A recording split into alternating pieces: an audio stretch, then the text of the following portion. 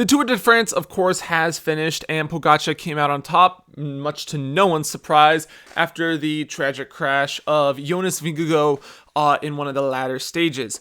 Pogacar also continues his climb in overall yellow jerseys, overall stage wins, and of course UAE has more dominance with Isaac Del Toro winning the white jersey and finishing third in the general classification. Now this will be a tour of what ifs. Looking at the stages and everything, especially on the day when Jonas crashed, it was looking like Jumbo-Visma was about to make an attack and potentially try to take a little bit back of the lead there. And then especially on that final stage where Sepp Kuss almost won the stage, however, he crashed twice as well. I think this is going to be definitely a tour of what ifs for Jumbo-Visma. I will say I do quite like Jonas is probably my favorite rider. I really enjoy him. I like seeing his battle against Pogacar, and it is fun to see when he comes out on top against what could be considered the greatest biker in Tour de France history. Pogacar has I believe it is 5 yellow jerseys now, multiple stage wins, and it is really fun to see Jonas Vingegaard go up against him and try to beat him. However, I would say that Jonas Vingegaard does not have the individual talent that Pogacar has at biking. It needs to be more of a team effort for him, especially. And I think that they were really pulling together, and we're going to potentially pull some magic out over those last couple of stages there.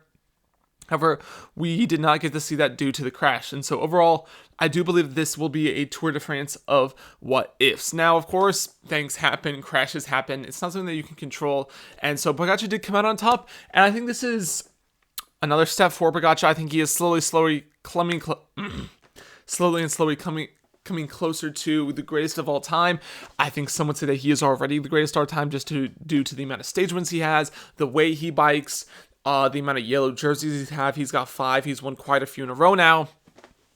I think that this is something that we're going to have to keep monitoring heading forward, is how does Pogacar, not only one, handle the pressure, and 2, how will he continue this upward trajectory, or will it continue? Will next year be the year that he finally is taken down? Honestly, I just think this keeps going, but we'll leave it there. Tadej Pogacar obviously finishing first in the general classification. Remco Evenepoel finishing second due to Jonas Vingegaard's crash, and Isaac Del Toro finishing third. Now, Isaac Del Toro is, of course, interesting because he also won the young rider jersey. And so they've got 2 amazing bikers now on the team who can really, really put one into any other team that they really want to, because now you've got 2 guys that can finish top 3 in the general classification. I think that's just something that's going to be really, really hard to beat heading forward. Pogacar, of course, the greatest climber, and then he did help Isaac Del Toro on a couple of stages, but Isaac Del Toro was such a great wingman for him, someone who really could lead out for him and put the pace in, and that obviously shows him finishing third. Again, would have been a 4th, however, Jonas Vingegaard again. Finishing overall in the sprints, we've got Mads Pedersen. This is not a surprise. He did incredibly well across all the sprints. Amazing to those intermediate sprints. He earned so many points on for them. You could hear them talking about it in one of those final stages about how he just earned so many points. He had like some of the most points ever at intermediate stages, and I think that is something that really helped him along. He's such a strong biker.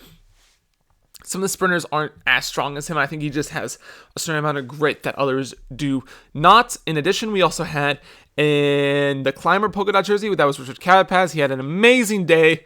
The day that Sepp Kuss did crash, he was in the breakaway. He just did an outstanding job, and I think Tadej Pogacar, it also helped that Tadej Pogacar, I think, laid off a bit once he realized he had everything secure and he could help his teammates out a bit more.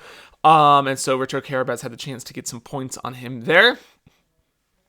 Of course, the white jersey winner was Isaac Del Toro.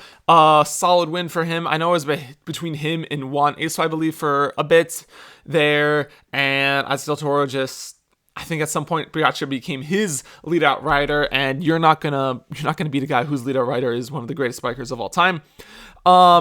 So yeah, I think overall it was honestly a pretty good tour. I think it was really cool to have a couple of different people in the yellow jersey. Jumbo-Visma, of course, started it, and then we had someone else that entered into it after, like, in those middle stages, and then it just got onto Pogacar's shoulders and stayed there.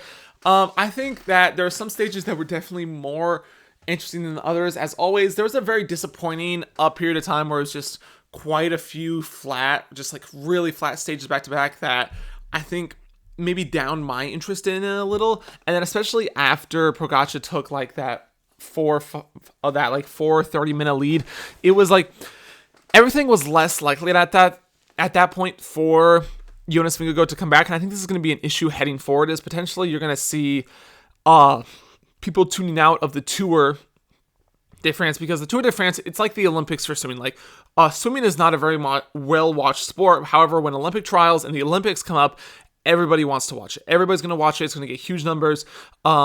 Swimming memberships boost in that year where there's the trials plus the Olympics, because that's just the time when everybody watches it, because you've got the best in the world going at it. The Tour de France is, I think, the same way, where it is the best cycling event in the world, and so you have people that are going to tune in for it just to watch that. And I think that Jonas just, when Tade just keeps blowing people out of the water like that, it's going to become maybe an issue for viewership, where it's do we really need to watch this at this point? Is it something that we are going to enjoy? And you're going to have some newer fans potentially leave because they're like, oh, this is already over.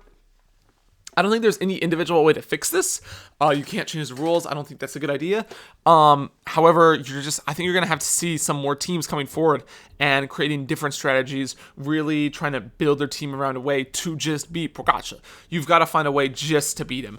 And I think all teams understand that at this point, and it's something that's going to have to happen just because you have this guy who's just absolutely destroying everyone.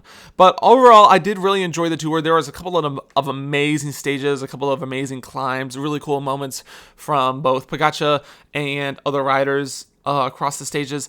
But yeah, if you enjoyed the Tour de France this year, if you enjoy sports, if you enjoy movies, if you enjoy any type of podcast content, then please leave a like and subscribe. I do a lot on this channel. I'm working to expand it into more of a variety channel for topics. Thank you so much for watching. Comment something that you would like me to talk about, and peace.